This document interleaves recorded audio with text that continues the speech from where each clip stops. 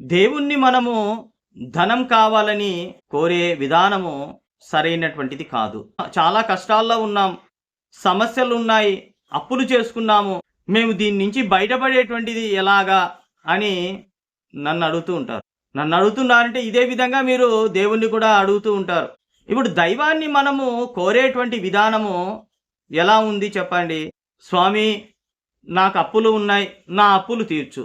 స్వామి, నాకు ధనం కావాలి, ధనం ఇవ్వు, సొంత ఇల్లు కట్టుకునే విధంగా చెయ్యి. నాకు ధనం కావాలి స్వామి అంటే నీకెంత కావాలో దేవునికి ఎలా తెలుసు? ఇక్కడ మనకు ఎక్కువ ఇస్తే ఇంకా ఎక్కువ లేదని ఆశపడతాం. ఒక లిమిట్ అనేటువంటిది ఉండదు. కాబట్టి ఇక్కడ దేవునికి ఎంత ఇవ్వాలనేటువంటిది ఫస్ట్ తెలియదు. రెండవ పాయింట్, అప్పులు చేసుకున్నానన్నారు. స్వామి, నా అప్పులు తీర్చు. సరే, స్వామిని అడిగి అప్పులు చేయలేదు కదా మనము. మళ్ళా తీర్చడానికి నువ్వు ఎంత అప్పులు చేసుకున్నావో స్వామికి తెలియదు. అత్యంత తెలివైనటువంటి జీవి ఏదైనా ఉందంటే మనిషే కదా. ఆలోచన శక్తి, ఏ పనైనా ఏ విధంగా చెయ్యాలో ఆలోచించి మరీ చేసేటువంటి జ్ఞానాన్ని ఆ యొక్క దైవం ఇచ్చింది. దేవునికి ఒకటే తెలుసు. ఇప్పుడు చాలామంది అంటుంటారు దేవుడు బొమ్మను చేశాడు, ఆడిస్తున్నాడని. దేవుడు బొమ్మను చేస్తే బొమ్మ అనేటువంటిది మనం ఎలా ఆడిస్తే అలా ఆడుతుంది. బొమ్మకు మాటలు రావు, బొమ్మ ఆలోచించలేదు. కానీ మనం ఆలోచిస్తున్నాం. మనం దేవుడు చెప్పేటటువంటి మార్గంలో కాకుండా వేరే మార్గంలో వెళ్ళిపోతున్నాం. మరి మనం బొమ్మలం కాదు, మనుషులం. మరి దేవుడు బొమ్మలను సృష్టించాడా, మనిషిని సృష్టించాడా ఆలోచించుకోండి.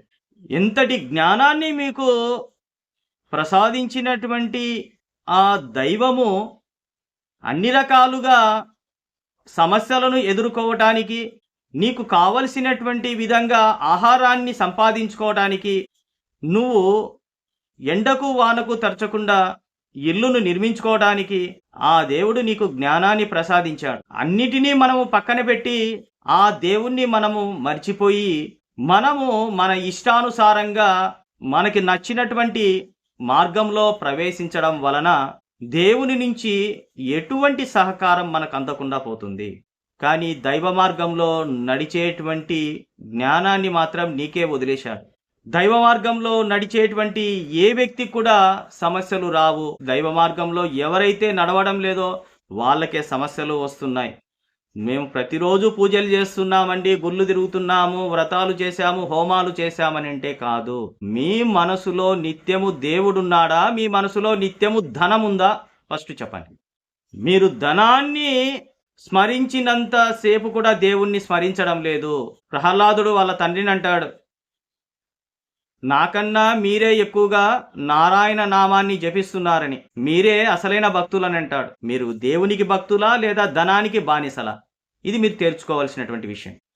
ఎవరు చేసే పని వారు సక్రమంగా నిర్వహిస్తే దేవుడు తోడుగా ఉంటాడు, దానికి సహకరిస్తాడు.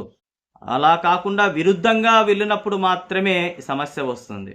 మరి దేవుణ్ణి ఏ విధంగా మనము ధనం కోసం ప్రార్థించాలి అంటే, నీ తెలివితేటను నువ్వు ఉపయోగించి ఏదైనా చేయమన్నాడు. ఒక కర్మను చేయమన్నాడు, అదే ఒక పనిని చేయమన్నాడు.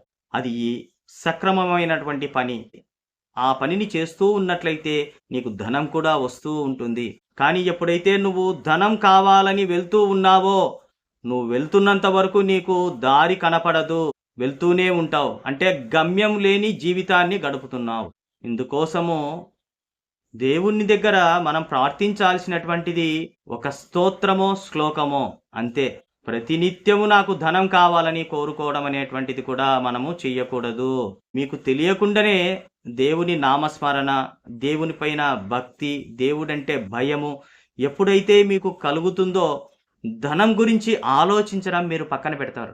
ఎప్పుడైతే మీరు ధనం గురించి ఆలోచించడం పక్కన పెడతారో ధనం రావడం మొదలు పెడుతుంది. ఒక్కసారి ఈ విధంగా చేసి చూడండి. నిత్యము దైవ నామస్మరణ చేయండి. దేవుణ్ణి ప్రార్థించేటువంటి విధానం ఇది. మీ పని మీరు చేసుకుంటూ వెళ్తే నీ అవసరానికి తగ్గట్టుగా దేవుడు అన్ని సమకూర్చుకుంటూ వెళ్తాడు.